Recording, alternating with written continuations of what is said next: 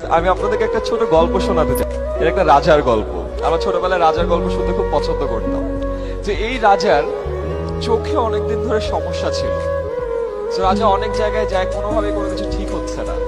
পরে সে সন্ধান পেল যে তার রাজ্যের এক বনে এক সন্ন্যাসী থাকে, যেই সন্ন্যাসী ফু দিয়ে সব ঠিক করে ফেলতে পারে। রাজা গেল সেই সন্ন্যাসীর কাছে, যে সন্ন্যাসী, আমার চোখে তো একটু সমস্যা, একটু ঠিক করে দাও। সন্ন্যাসী দেখে দেখে বলল যে রাজা, আমি আপনার সমস্যাটা বুঝতে পেরেছি।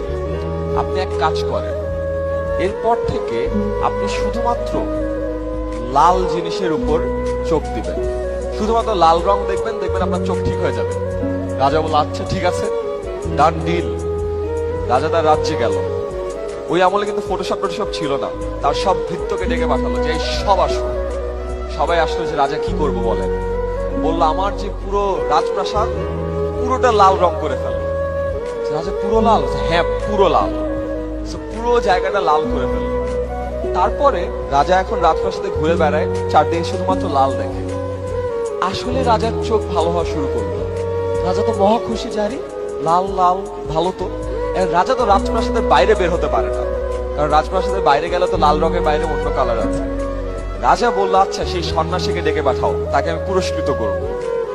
সন্ন্যাসী আসলো। সন্ন্যাসী তো সন্ন্যাসী, সাদা কাপড়। সন্ন্যাসী রাজপ্রাসাদে ঢুকলো, আর রাজার যে ভৃত্যরা ছিল সবাই মিলে লাল রঙের বড় বড় ডিব্বা নিয়ে তার গায়ের লাল রং ছুড়ে মারলো। সন্ন্যাসী অবাক যে কি অবস্থা, পুরা লাল রং, চুপচুপে অবস্থা। সে রাজার সামনে আসলো। রাজা বলল কি অবস্থা সন্ন্যাসী? রাজা আর সন্ন্যাসী বলল রাজা দেখতেই পাচ্ছেন খুব একটা ভালো না। তো সে খুব অবাক হয়ে বলল যে আপনি আমার উপরে লাল রঙের আক্রমণ কেন করতে বললেন? রাজা বলল না, তুমি না আমাকে বললা যে আমাকে শুধুমাত্র লাল রং দেখতে হবে, এই জন্য তোমার সাদা রং দেখলে তো আমার আবার সমস্যা হয়ে যাবে।